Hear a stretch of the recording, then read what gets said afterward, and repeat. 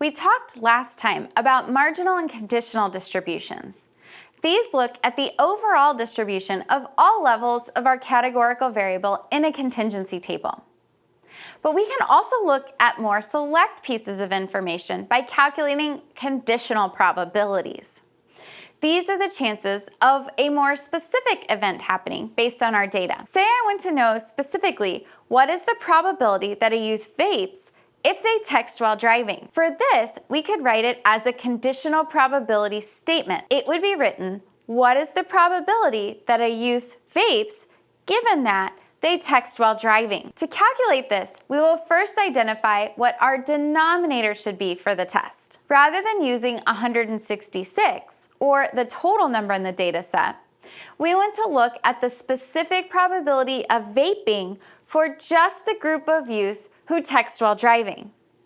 This is a smaller group of 55 youth. That will be the denominator of our fraction.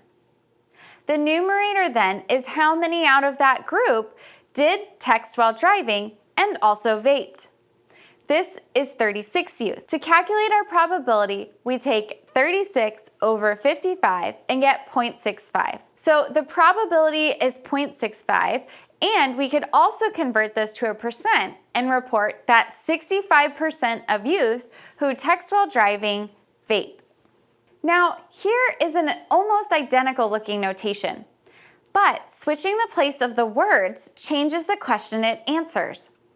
Here, I'm looking at what the probability is that a youth who vapes will text while driving. Notice here, to calculate this, we only change the denominator.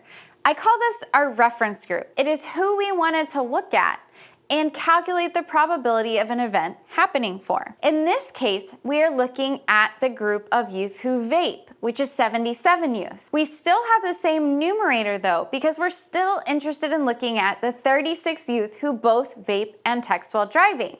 But what changed was who we wanted to compare those 36 youth to. Note that both of these questions are looking at smaller groups than the full set of data. What if we just wanted to know what the probability was that a youth texts while driving and vapes?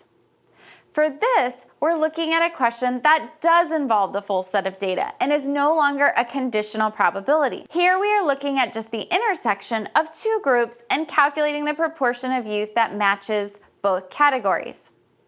The probability a youth both texts while driving and vapes is 0.22. Calculating conditional probabilities can be a tricky thing. Using the conditional probability notation can really help you in making these calculations. Remember that the denominator of your calculation will always be the total value for the second word in your notation, and the numerator will be the intersection of the two words in the chart.